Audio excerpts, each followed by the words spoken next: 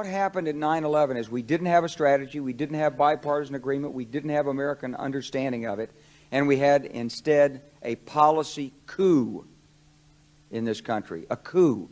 A policy coup.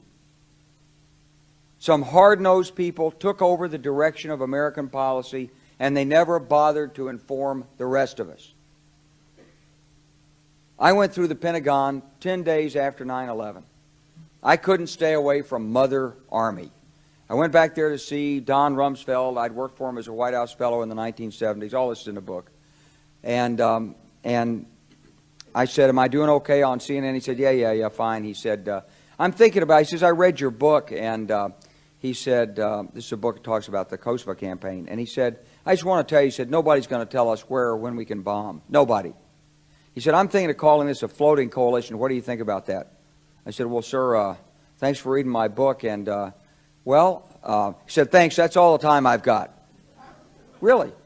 And I went downstairs. I was leaving the Pentagon, and an officer from the Joint Staff called me into his office and said, I want you to know, he said, sir, we're going to attack Iraq.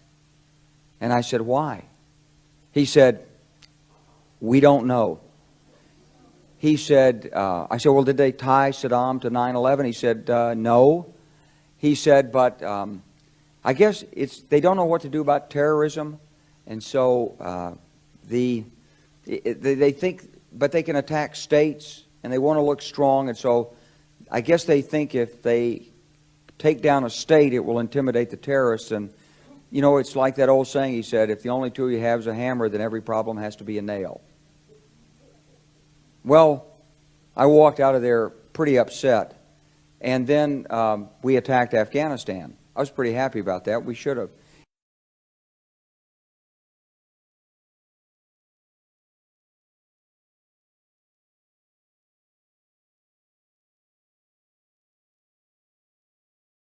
And then I came back to the Pentagon about 6 weeks later. I saw the same officer. I said, why haven't we attacked Iraq? We still going to attack Iraq? He said, oh, sir. He says, it's worse than that.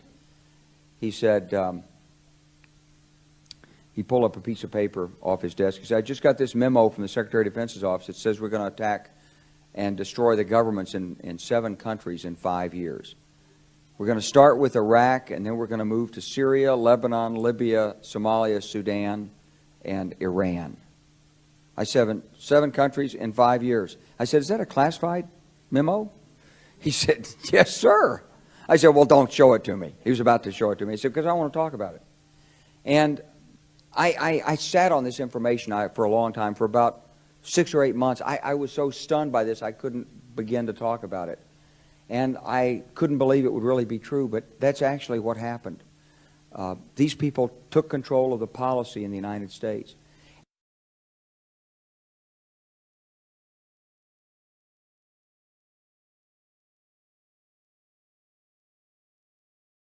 And I realized then, it came back to me, a 1991 meeting I had with Paul Wolfowitz. You know, in 2001 he was Deputy Secretary of Defense, but in 1991 he was the Undersecretary of Defense for Policy. It's the number 3 position in the Pentagon. And I had gone to see him when I was a 1-star general. I was commanding the National Training Center. I had met him one time. He said, if you ever get to Washington, come look me up. They always say that. Well, I was there in Washington. It was a Friday afternoon. I'd visited Colin Powell. He'd given me 5 minutes of his precious time and sent me on my way, and I was bored in the Pentagon, and I thought, I'll just go, who can I see? I think I'll see Wolfowitz. So I called, and up there, he was available. Scooter Libby came to the door. I met Scooter for the first time, and he brought me in, and I said to Paul, I said, and this is 1991, I said, Mr. Secretary, you must be pretty happy with the performance of the troops in Desert Storm. And he said, well, yeah, he said, but not really. He said, because the truth is we should have gotten rid of Saddam Hussein, and we didn't. And this was just after the Shia uprising in March of 91, which we had provoked, and then we kept our troops on the sidelines and didn't intervene. And he said, but one thing we did learn, he said, we learned that we can use our military in the region, in the Middle East, and the Soviets won't stop us. He said, and we've got about 5 or 10 years to clean up those old Soviet client regimes, Syria, Iran, Iraq, before the next great superpower comes on to challenge us. And it was like, you know, I'm coming out of the Mojave Desert. I'm been training troops. I haven't been thinking geostrategy for some time. And suddenly a guy just sort of shoves this nugget at you. Well, you remember it. It was a pretty stunning thing. You mean the purpose of the military is to start wars and change governments? It's not to sort of deter conflict? We're going to invade countries? And my mind was spinning. And I put that aside. It was like a nugget that you hold on to. This country was taken over by a group of people with a policy coup. Wolfowitz and Cheney and Rumsfeld, and you could name a half dozen other collaborators from the Project for a New American Century. They wanted us to destabilize the Middle East, turn it upside down, make it under our control. It went back to those comments in 1991. Now, did anybody ever tell you that? Was there a national dialogue on this? Did senators and congressmen stand up and denounce this plan? Was there a full-fledged American debate on it? Absolutely not. And there still isn't. And that's why we're failing in Iraq. Because Iran and Syria know about the plan. All you have to do is read the Weekly Standard and listen to Bill Kristol, and he blabbermouths it all over the world. Richard Pearl the same way. They could hardly wait to finish Iraq so they could move into Syria. It was like a laydown. Oh, our legions are going to go in there. This wasn't what the American people voted George Bush into office. Well, they didn't actually vote him into office, but it wasn't what many of the people who... It wasn't what he campaigned on. He campaigned on a humble foreign policy, the most arrogant foreign policy in American history. He campaigned on no peacekeeping, no nation building, and here he is with Afghanistan and Iraq. It's astonishing. So the root of the problem is not how many troops are in Iraq. Please believe me. Don't be mad, if you're a Democrat, at your Democratic congressman because they can't reduce the troops and frustrate the president. That's not the issue. And if you're a Republican, don't be mad at the Democrats because they're fussing with the troops. Whether you're a Democrat or a Republican, if you're an American, you ought to be concerned about the strategy of the United States in this region. What is our aim? What is our purpose? Why are we there? Why are Americans dying in this region? That is the issue.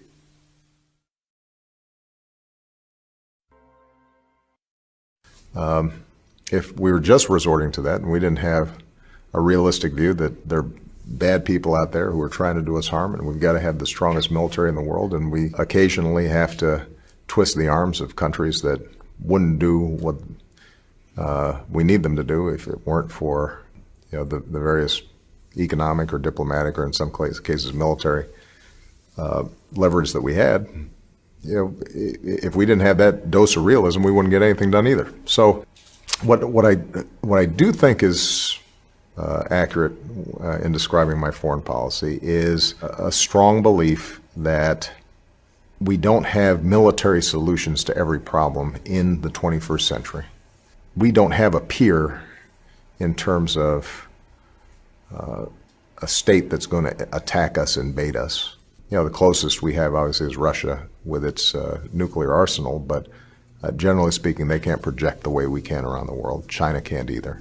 We spend more on our military than the next 10 countries combined. The biggest challenge that we have right now is disorder, failed states. My name is Nick Brand. I'm the Director of Corporate Programs at the Chicago Council on Global Affairs, and thank you all for joining us this evening. I'd like to take this opportunity to welcome George Friedman to the Chicago Council. I believe it's his first time here, so thank you so much for being with us. The United States has a fundamental interest. It controls all the oceans of the world. No power has ever done that. Because of that, we get to invade people and they don't get to invade us. It's a very nice thing. Maintaining control of the sea and control of space is the foundation of our power. The best way to defeat an enemy fleet is to not let it be built. The way the British managed to make certain that no European power could build a fleet was to make sure the Europeans were at each other's throats. The policy that I would recommend is the one that Ronald Reagan adopted toward Iran and Iraq. He funded both sides so they would fight each other and not fight us. This was cynical. It was certainly not moral. It worked. And this is the point. The United States cannot occupy Eurasia. The moment the first boot sets the ground, the demographic differential is we are totally outnumbered. We can defeat an army. We cannot occupy Iraq. The idea that 130,000 men would occupy a country of 25 million, well, the ratio in New York of cops to citizens was greater than we had deployed in Iraq. So we don't have the ability to go across, but we do have the ability to first support various contending powers so they concentrate in themselves with political support, some economic support, military support, advisors, and in extremis do what we did in Japan, in Vietnam, in Iraq, and in Afghanistan, spoiling attacks. The spoiling attack is not intended to defeat the enemy. It's intended to throw him off balance. What we did in each of these wars, in Afghanistan, for example, is we threw Al-Qaeda off balance. The problem we have, since we're young and stupid, is that having thrown them off balance, instead of saying, okay, job well done, let's go home, we said, well, that was easy. Why don't we build a democracy here? This was the moment of dementia that came in. The answer, therefore, is the United States cannot constantly be intervening throughout Eurasia. It must be selectively intervening and very rarely. That is the extreme moment. We cannot, as the first step, send American troops. And when we send American troops, we have to clearly understand what the mission is, limit it to that, and not develop all sorts of psychotic fantasies. So hopefully we've learned that this time. It takes a while for kids to learn lessons. But I think you're absolutely right. We cannot, as an empire, do that. Britain didn't occupy India. It took various Indian states and turned them against each other and provided some British officers for an Indian army. The Romans did not send vast armies out there. It placed kings like,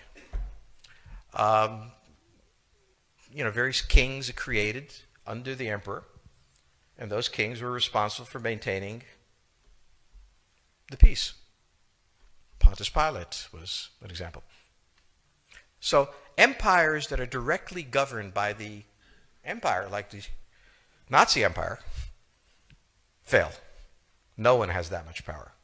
You have to have a level of cleverness. However, our problem is not yet that.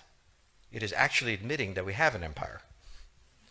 So we haven't even gotten to that point where we don't think we can kind of go home and it'll be over and done.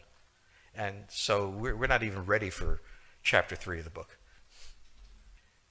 The primordial interest of the United States, over which for a century we have fought wars, the First, Second Cold War, has been the relationship between Germany and Russia, because united they are the only force that could threaten us, and to make sure that that doesn't happen.